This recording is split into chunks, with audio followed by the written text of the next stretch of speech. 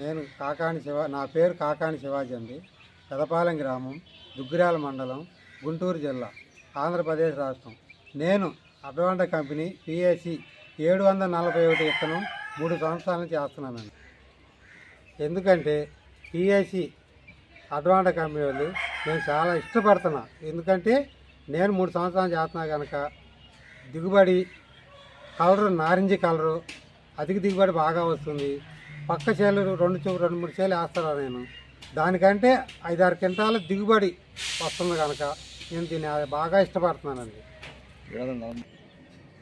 PAC 741 కండి సమానమైన కండి వస్తుంది. దిగుబడి కూడా చాలా బాగుంటుంది. నేను ఈ సంవత్సరం ఎకరం వేసామండి. ఎకరం వేసామండి 46 క్వింటాల దిగుబడి వచ్చింది. మంచి నారింజ కలరు. నేను బాగా సంతోషంగా ఉన్నాను.